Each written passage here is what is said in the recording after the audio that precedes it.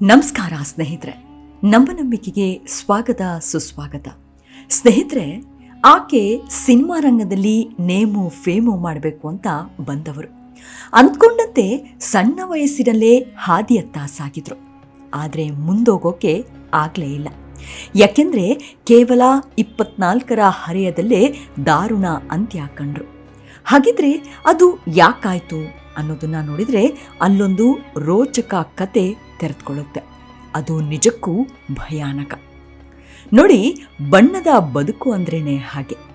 ಇದು ಒಂದು ರೀತಿಯಲ್ಲಿ ದೂರದ ಬೆಟ್ಟ ಇದ್ದಂತೆ. ದೂರ ನಿಂತು ನೋಡೋಕೆ ಎಷ್ಟು ಚಂದ, ಆದರೆ ಹತ್ತಿರ ಹೋದರಷ್ಟೇ ಗೊತ್ತಾಗೋದು ಅದರ ಅಸಲಿಯತ್ತು ಏನು ಅನ್ನೋದು. ಅಲ್ಲಿ ಬದುಕೋದು ಎಷ್ಟೊಂದು ಕಷ್ಟ ಅಂತ.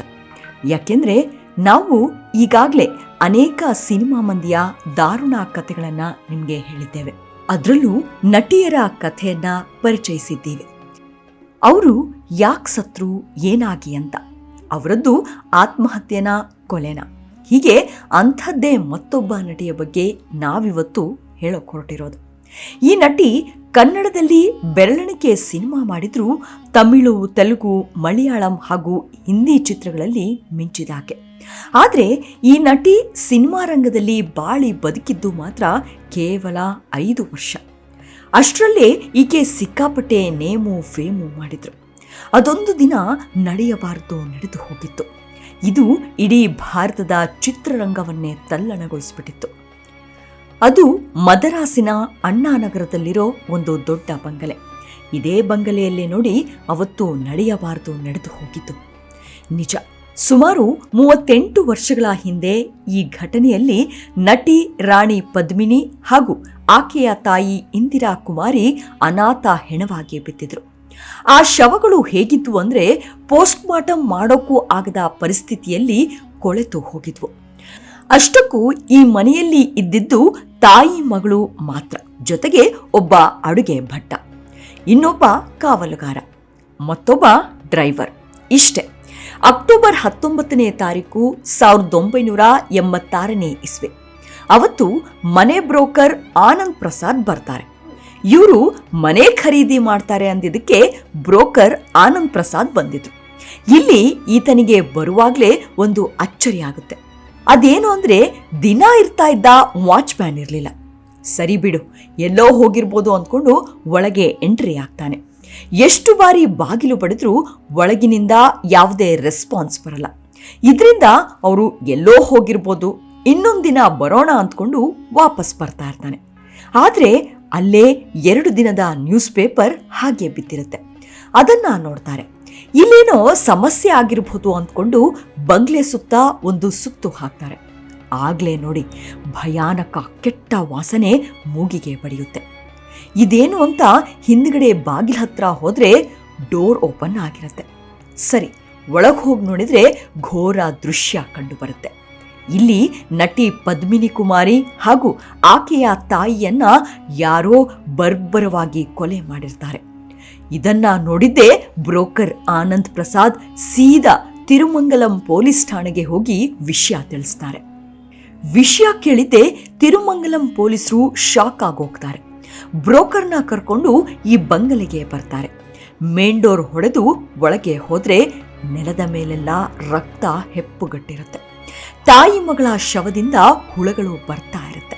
ಇನ್ನು ಸ್ಥಳಕ್ಕೆ ಬಂದ ಪೊಲೀಸ್ ಡಾಗ್ ಫಸ್ಟ್ ಫ್ಲೋರ್ಗೆ ಹೋಯ್ತು. ಅಲ್ಲಿ ನೋಡಿದ್ರೆ ಯಾರೋ ಭರ್ಜರಿ ಪಾರ್ಟಿ ಮಾಡಿದ್ದ ಕುರುಹುಗಳು ಇದ್ವು. ಅಲ್ಲೂ ಕೂಡ ನೆತ್ತರಿನ ಕಲೆ ಇತ್ತು. ಅಲ್ಲಿಗೆ ಈ ಸೀನ್ ಆಫ್ ಕ್ರೈಮ್ ನೋಡಿದ ಪೊಲೀಸರಿಗೆ ಒಂದು ವಿಚಾರವಂತೂ ಕನ್ಫರ್ಮ್ ಆಗೋಯ್ತು. ಅದೇನು ಅಂದರೆ ಯಾರೋ ಇವರನ್ನ ಫಸ್ಟ್ ಫ್ಲೋರ್ನಲ್ಲಿ ಕೊಂದು ಇಲ್ಲಿಗೆ ಎಳೆದು ತಂದು ಹಾಕಿದ್ದಾರೆ ಅನ್ನೋದು. ಜೊತೆಗೆ ಇವರ ಮೈಮೇಲಿದ್ದ ಚಿನ್ನ, ಬೀರುವಿನಲ್ಲಿದ್ದ ನಗ, ನಾಣ್ಯವನ್ನು ದೋಚಲಾಗಿತ್ತು. ಇದನ್ನ ಗಮನಿಸಿದ ಪೊಲೀಸರಿಗೆ ಮೊದಲಿಗೆ ಅನಿಸಿದ್ದು ದರೋಡೆಕೋರರು ಮಾಡಿರಬಹುದು ಅಂತ. ಆದರೆ ಮತ್ತೊಂದು ಆಂಗಲ್ ಅಲ್ಲಿ ಏನಪ್ಪಾ ಅಂದ್ರೆ, ದರೋಡೆಗೆ ಬಂದವರು ಫಸ್ಟ್ ಫ್ಲೋರ್ನಲ್ಲಿ ಕುಳಿತು ಆರಾಮಾಗಿ ಪಾರ್ಟಿ ಮಾಡ್ತಾರಾ ಅನ್ನೋದು. ಹೀಗೆ ಹಲವು ಅನುಮಾನಗಳಿಂದಲೇ ಈ ಎಲ್ಲವನ್ನು ದಾಖಲು ಮಾಡಿಕೊಂಡ ಪೊಲೀಸರು ಶವ ಪರೀಕ್ಷೆಗೆ ಮುಂದಾದ್ರು. ಆದರೆ ಅದು ಅಸಾಧ್ಯದ ಕೆಲಸ ಆಗಿತ್ತು. ಯಾಕೆ ಗೊತ್ತಾ? ಆ 2 ಶವಗಳು ಕೊಳತು ನಾರ್ತಾ ಇದ್ವು. ಇದರಿಂದ ಯಾವ ಆಂಬ್ಯುಲೆನ್ಸ್ನವರು ಬರೋಕೆ ಹೋಗ್ಲಿಲ್ಲ. ಕೊನೆಗೆ ಪೊಲೀಸರು ಹಾಗೋ ಹೀಗೋ ಒಂದು ಆಂಬ್ಯುಲೆನ್ಸ್ ರೆಡಿ ಮಾಡ್ತಾರೆ. ಆದರೆ ದೇಹಗಳನ್ನ ಎತ್ಕೊಂಡು ಹೋಗೋಕ್ಕೂ ಸಾಧ್ಯವಿರಲ್ಲ. ಇದರಿಂದ ವೈದ್ಯರೇ ಸ್ಥಳಕ್ಕೆ ಬಂದು ಪೋಸ್ಟ್ ಮಾರ್ಟಮ್ ಮಾಡ್ತಾರೆ. ಆದರೆ ಅದನ್ನ ಆಸ್ಪತ್ರೆಗೆ ಸಾಗಿಸೋಕೆ ಮತ್ತೆ ಯಾವುದೇ ಆಂಬ್ಯುಲೆನ್ಸ್ ಸಿಗೋದಿಲ್ಲ. ಕಡೆಗೆ ಒಂದು ಟ್ಯಾಕ್ಸಿ ಬಂದು ಪ್ಲಾಸ್ಟಿಕ್ನಲ್ಲಿ ಸುತ್ತಿ ಡಿಕ್ಕಿಗೆ ಹಾಕಿ ಆಸ್ಪತ್ರೆಯ ಶವಾಗಾರಕ್ಕೆ ಕಳಿಸ್ತಾರೆ. ಇದಾಗಿ 10 ದಿನಗಳು ಕಳೆದ್ರೂ ಈ ಶವಗಳು ತಮ್ಮದು ಅಂತ ಯಾರೂ ಕೂಡ ಹೇಳ್ಕೊಂಡು ಬರೋದಿಲ್ಲ.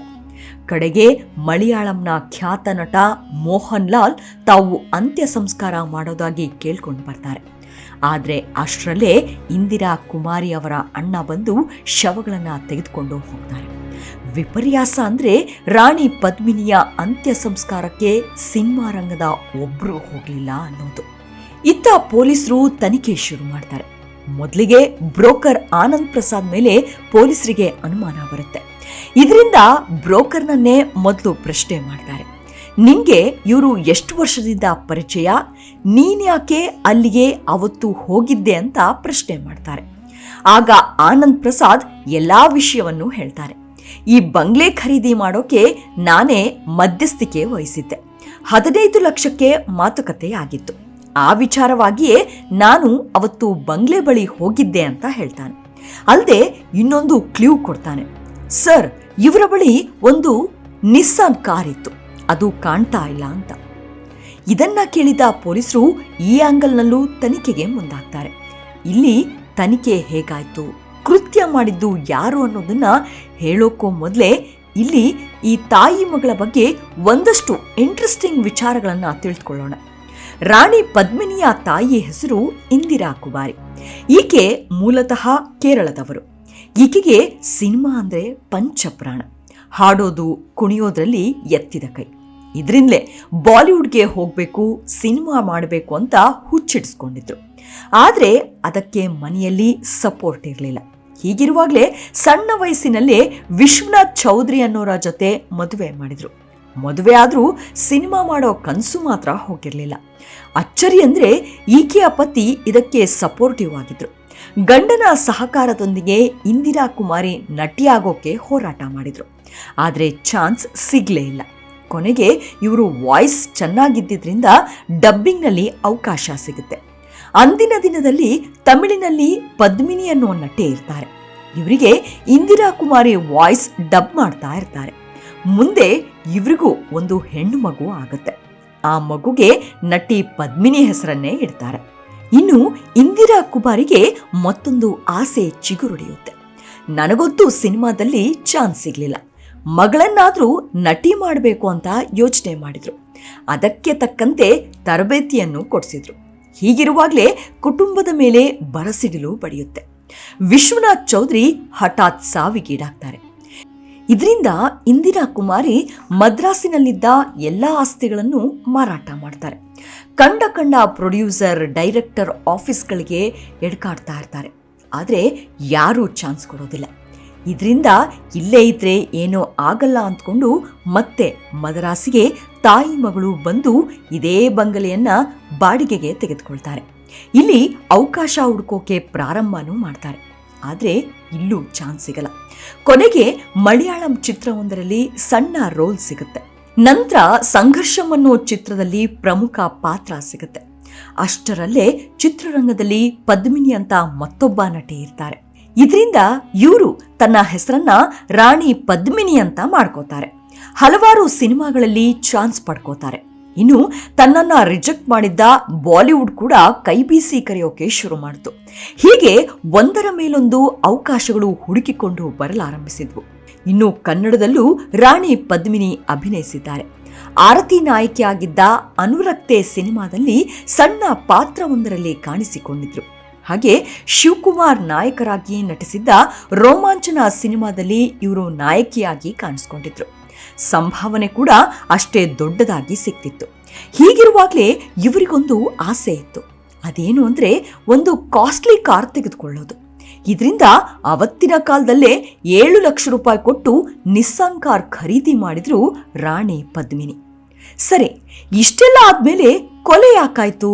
ಕೊಲೆ ಮಾಡಿದವರು ಯಾರು ಅನ್ನೋ ಪ್ರಶ್ನೆ ಹಾಗೆ ಉಳಿದುಕೊಳ್ತು. ಇದರ ಮೇಲೆ ಪೊಲೀಸರು ಒಂದಷ್ಟು ಗಮನ ಹರಿಸಿದ್ರು.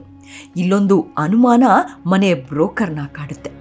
ಸರ್, ಮನೆ ಸೆಕ್ಯೂರಿಟಿ, ಅಡುಗೆಯವನು ಹಾಗೂ ಡ್ರೈವರ್ ಕಾಣ್ತಾ ಇಲ್ಲ ಅಂತಾನೆ. ಇದನ್ನ ಕೇಳಿದ್ದೆ ಪೊಲೀಸರು ಮೈಂಡ್ ಚುರುಕಾಗೋಗುತ್ತೆ. ಯಾಕೆಂದ್ರೆ ಇಷ್ಟೆಲ್ಲ ಆದ್ರೂ ಆ ಮೂವರು ಪತ್ತೆ ಇರಲ್ಲ. ಇದರಿಂದಲೇ ಇವರನ್ನ ಹುಡುಕೋ ಕೆಲಸವನ್ನ ಪೊಲೀಸರು ಶುರು ಮಾಡ್ತಾರೆ. ಅಷ್ಟಕ್ಕೂ ಆ ಮೂವರು ರಾಣಿ ಪದ್ಮಿನಿಯವರ ಮನೆಗೆ ಬಂದು ಸೇರ್ಕೊಂಡಿದ್ದೇ ಒಂದು ರೋಚಕ. ರಾಣಿ ಪದ್ಮಿನಿ ಕಾರ್ ತೆಗೆದುಕೊಂಡ ಮೇಲೆ ಡ್ರೈವರ್, ಸೆಕ್ಯೂರಿಟಿ ಹಾಗೂ ಅಡುಗೆಯವರು ಬೇಕು ಅಂತ ಒಂದು ಜಾಹೀರಾತು ಕೊಡ್ತಾರೆ. ಇದು ನೋಡಿ ಇವರು ಕೂಡ ಸಂದರ್ಶನಕ್ಕೆ ಬಂದಿರ್ತಾರೆ. ಕೆಲಸವನ್ನು ಕೂಡ ಗೀಟಿಸ್ಕೊಂಡ್ಬಿಡ್ತಾರೆ. ಇವರು ಕಾಣದೇ ಇದ್ದಿದ್ದು ಪೊಲೀಸರ ಅನುಮಾನವನ್ನ ಹೆಚ್ಚು ಮಾಡುತ್ತೆ. ಇದರಿಂದಲೇ ಇವರ ಹಿನ್ನೆಲೆ ತಿಳಿದುಕೊಳ್ಳೋಕೆ ಮುಂದಾಗ್ತಾರೆ. ಆಗ್ಲೇ ನೋಡಿ ಪೊಲೀಸರಿಗೆ ಆತನ ಹಿಸ್ಟ್ರಿ ಗೊತ್ತಾಗೋದು. ಈತ ಅದಾಗ್ಲೇ ಜೈಲು ಕಂಬಿ ಎಣಿಸಿ ಬಂದವನಾಗಿರ್ತಾನೆ. ಹಾಗೋ ಹೀಗೋ ಆತನನ್ನ ಎತ್ತಾಕೊಂಡು ಬಂದು ವರ್ಕ್ ಮಾಡ್ತಾರೆ. ಆದ್ರೆ ಏನ್ ಮಾಡಿದ್ರು ತಾನು ಏನೂ ಮಾಡಿಯೇ ಇಲ್ಲ ಅಂತಾನೆ. ಆದ್ರೆ ಒಂದು ವಿಚಾರ ಹೇಳ್ತಾನೆ. ಸರ್, ರಾಣಿ ಪದ್ಮಿನಿ ಅವರಿಗೆ ಮಂತ್ರಿ ಮಗನೊಬ್ಬನ ಜೊತೆ ಸಂಬಂಧ ಇತ್ತು ಅಂತ. ರಾಣಿ ಆತನನ್ನ ಮದ್ವೆ ಮಾಡ್ಕೊ ಅಂತ ಒತ್ತಾಯ ಮಾಡ್ತಾ ಇದ್ಲು. ಆದ್ರೆ ಆತ ಒಪ್ಕೊಂಡಿರ್ಲಿಲ್ಲ. ಆತನೇ ಯಾರ ಕೈಯಲ್ಲೋ ಕೊಲೆ ಮಾಡಿಸಿರ್ಬಹುದು ಅಂತಾನೆ. ಇದನ್ನ ಕೇಳಿದ ಪೊಲೀಸರು ಆ ಆಂಗಲ್ನಲ್ಲೂ ಯೋಚನೆ ಮಾಡ್ತಿರ್ತಾರೆ. ಹೀಗಿರುವಾಗಲೇ ಈತನ ಸ್ನೇಹಿತ ಒಂದು ವಿಚಾರವನ್ನ ಬಾಯ್ಬಿಡ್ತಾನೆ. ಅದನ್ನ ಕೇಳಿದ ಪೊಲೀಸರು ದಂಗಾಗಿ ಹೋಗ್ತಾರೆ. ಅದೇನು ಅಂದ್ರೆ, ಅದೊಂದು ದಿನ ರಾಣಿ ಪದ್ಮಿನಿ ಶೂಟಿಂಗ್ ಮುಗಿಸ್ಕೊಂಡು ಕಾರಿನಲ್ಲಿ ಬರ್ತಾ ಇದ್ರು. ಆ ದಿನ ಅವರು ಶಾರ್ಟ್ ಡ್ರೆಸ್ ಹಾಕೊಂಡಿದ್ರು. ಅಂದು ಜೇಬ್ರಾಜ್ ಕಾರ್ ಓಡಿಸುವಾಗ ಫ್ರಂಟ್ ಮಿರರ್ ನಲ್ಲಿ ಪದೇ ಪದೇ ನೋಡ್ತಾ ಇರ್ತಾನೆ. ಆ ನೋಟದಲ್ಲಿ ಅಶ್ಲೀಲತೆ ಇರೋದನ್ನ ತಾಯಿ ಇಂದಿರಾ ಕುಮಾರಿ ಗಮನಿಸ್ತಾರೆ. ಮನೆಗೆ ಬಂದಾಗ ಆತನಿಗೆ ಕೆಟ್ಟದಾಗಿ ಬೈದು ಇನ್ನೊಂದು ದಿನ ಹೀಗ್ ಮಾಡಿದ್ರೆ ಕೆಲಸದಿಂದ ಕಿತ್ತು ಹಾಕ್ತೀನಿ ಅಂತ ಬೆದರಿಸಿ ಕಪಾಳ ಮೋಕ್ಷ ಮಾಡ್ತಾರೆ. ಇದನ್ನ ತನ್ನ ಗೆಳೆಯನ ಜೊತೆ ಹೇಳ್ಕೊಂಡು ಆ ಅಮ್ಮ ಮಗಳನ್ನ ಮಾತ್ರ ನಾನು ಉಳಿಸೋದಿಲ್ಲ ಅಂತ ಹೇಳಿರ್ತಾನೆ. ಈ ವಿಷಯವನ್ನ ಆತನ ಸ್ನೇಹಿತ ಪೊಲೀಸರಿಗೆ ಹೇಳ್ತಾನೆ. ಇದಾಗ್ತಾ ಇದ್ದಂತೆ ವಾಚ್ಮ್ಯಾನ್ ಲಕ್ಷ್ಮೀನಾರಾಯಣನ್ನ ಪೊಲೀಸರು ಎತ್ತಾಕೊಂಡು ಬಂದು ಬೆಂಡೆತ್ತಾರೆ. ಆಗ, ಸರ್, ನನ್ನನ್ನ ಬಿಟ್ಬಿಡಿ, ಎಲ್ಲವನ್ನೂ ಹೇಳ್ತೇನೆ ಅಂತ ಅಂದ. ಇವರು ಎಲ್ಲವನ್ನೂ ಸ್ಕೆಚ್ ಹಾಕೊಂಡೇ ಈ ಮನೆ ಸೇರ್ಕೊಂಡಿದ್ರು. ಅದರಲ್ಲೂ ಅಮ್ಮ ಮಗಳು ಯಾವಾಗ್ಲೂ ಆಚೆ ಇರ್ತಾ ಇದ್ರು. ಇನ್ನು ಇವರಿಬ್ಬರಿಗೂ ಬಂಗಾರದ ಮೇಲೆ ತುಂಬಾ ವ್ಯಾಮೋಹ ಇತ್ತು. ಯಾವಾಗ ಎಷ್ಟು ಚಿನ್ನ ಖರೀದಿ ಮಾಡ್ತಾರೆ, ಇವರ ಬಳಿ ಎಷ್ಟು ಹಣವಿದೆ ಅನ್ನೋದು ಡ್ರೈವರ್ ಜೇಬ್ರಾಜ್ಗೆ ಗೊತ್ತಾಗ್ತಾ ಇತ್ತು. ಈತ ಬಂದು ಕಾವಲುಗಾರ ಹಾಗೂ ಅಡ್ಗೆ ಭಟ್ಟ ಗಣೇಶ್ನ ಜೊತೆ ಹಂಚ್ಕೊಳ್ತಾ ಇದ್ದ. ಇನ್ನು ಈ ಬಂಗ್ಲೆ ತೆಗೆದುಕೊಳ್ಳುವ ವಿಚಾರ, ಅದಕ್ಕಾಗಿ 15 ಲಕ್ಷ ರೂಪಾಯಿ ತಂದು ಮನೆಯಲ್ಲಿ ಇಟ್ಟಿರೋ ವಿಷಯವೂ ಈತನಿಗೆ ಗೊತ್ತಿತ್ತು. ಅದೆಲ್ಲವನ್ನೂ ಈತ ವಾಚ್ಮ್ಯಾನ್ ಹಾಗೂ ಅಡಿಗೆಯವನ ಜೊತೆ ಹಂಚಿಕೊಂಡಿದ್ದ. ಇಷ್ಟಾಗಿದ್ದೇ ಇವರು ಮುಹೂರ್ತ ಫಿಕ್ಸ್ ಮಾಡಿಯೇ ಬಿಟ್ರು. ಸರಿ, ಹೇಗೆ ಇದನ್ನ ಮಾಡೋದು ಅನ್ನೋ ಪ್ರಶ್ನೆ ಎದುರಾಗುತ್ತೆ. ಆಗ ಜೇಬ್ರಾಜ್ ತಾಯಿ ಮಗಳು ಇಬ್ಬರನ್ನು ಮುಗಿಸ್ಬಿಡೋಣ ಅಂತ ಅಂದ್ರು. ಅಷ್ಟೆ. ಆದ್ರೆ ವಾಚ್ಮ್ಯಾನ್ ಹಾಗೂ ಅಡುಗೆ ಭಟ್ಟ ಒಪ್ಪೋದಿಲ್ಲ. ಕಳ್ಳತನ ಮಾಡಿ ಓಡಿ ಹೋಗೋಣ, ಕೊಲ್ಲೋದ್ ಬೇಡ ಅಂತಾನೆ. ಆದ್ರೆ ಜೇಬ್ರಾಜ್ಗೆ ಅವತ್ತು ಇಂದಿರಾ ಕುಮಾರಿ ಮಾಡಿದ ಅಪಮಾನಕ್ಕೆ ಮುಯ್ಯನ್ನ ತೀರಿಸಿಕೊಳ್ಳಲೇಬೇಕಿತ್ತು. ಇದರಿಂದ ಅವರಿಬ್ಬರನ್ನು ಒಪ್ಪಿಸಿಬಿಟ್ಟ. ಅವತ್ತೇ ಸಾಯಂಕಾಲ ಜೇಬ್ರಾಜ್ 3 ಚಾಕುಗಳನ್ನ ಖರೀದಿ ಮಾಡ್ಕೊಂಡು ಬಂದ. ಇನ್ನು ಇಲ್ಲಿ ತಾಯಿ ಮಗಳು ಚೆನ್ನಾಗಿ ಎಣ್ಣೆ ಹೊಡೆಯೋದನ್ನ ರೂಢಿ ಮಾಡ್ಕೊಂಡಿದ್ರು. ಅವತ್ತು ಕೂಡ ಇಬ್ರು ಫಸ್ಟ್ ಫ್ಲೋರ್ನಲ್ಲಿ ಕುಡಿತಾ ಕೂತಿದ್ರು. ಸ್ವಲ್ಪ ಸಮಯದ ನಂತರ ಏನೋ ತರೋಕೆ ಅಂತ ರಾಣಿ ಪದ್ಮಿನಿ ಕೆಳಗಡೆ ಬರ್ತಾರೆ. ಇದೇ ಒಳ್ಳೆ ಸಮಯ ಅಂದ್ಕೊಂಡು ನುಗ್ಗಿದ್ದ ಈ ಮೂವರು ಮೊದಲಿಗೆ ತಾಯಿಗೆ ಮನಸ್ಸೋ ಇಚ್ಛೆ ಇರಿದು ಬಿಡ್ತಾರೆ. ಇದರಿಂದ ಇಂದಿರಾ ಕುಮಾರಿ ಜೋರಾಗಿ ಕೂಗಿಕೊಳ್ತಾರೆ. ಅದನ್ನ ಕೇಳಿದ್ದ ರಾಣಿ ಪದ್ಮಿನಿ ಓಡಿ ಬರ್ತಾರೆ. ಆಗ ಈ ಮೂವರು ಸೇರ್ಕೊಂಡು ರಾಣಿ ಪದ್ಮಿನಿಯನ್ನು ಕೊಲ್ಲೋಕೆ ನೋಡ್ತಾರೆ. ಆದ್ರೆ ಆಕೆ ತಪ್ಪಿಸ್ಕೊಳ್ಳೋಕೆ ಪ್ರಯತ್ನ ಪಡ್ತಾಳೆ. ಆಗ ಜೇಬ್ರಾಜ್ ರಾಣಿಯನ್ನ ಗಟ್ಟಿಯಾಗಿ ಹಿಡಿದುಕೊಳ್ತಾನೆ. ಆಗ ಕಾವಲುಗಾರ ಮತ್ತು ಅಡುಗೆ ಭಟ್ಟ ಇಬ್ರು ರಾಣಿಯನ್ನ 17 ಬಾರಿ ಇರಿದು ಕೊಂದು ಬಿಡ್ತಾರೆ. ನಂತರ ಮನೆಯಲ್ಲಿದ್ದ 15 ಲಕ್ಷ ರೂಪಾಯಿ ಕ್ಯಾಶ್ ಹಾಗೂ 25 ಲಕ್ಷ ಮೌಲ್ಯದ ಚಿನ್ನಾಭರಣವನ್ನ ದೋಚ್ಕೊಂಡು ಹೋಗ್ತಾರೆ. ಸ್ವಲ್ಪ ದಿನ ಈ ಮೂವರು ಬೇರೆ ಬೇರೆ ಕಡೆ ತಲೆಮರೆಸ್ಕೊಂಡು ಬಳಿಕ ಎಲ್ಲವನ್ನೂ ಸಮನಾಗಿ ಹಂಚಿಕೊಳ್ತಾರೆ. ಇಲ್ಲಿ ಇವರಿಬ್ರೇನೋ ತಗ್ಲು ಹಾಕೊಂಡ್ರು.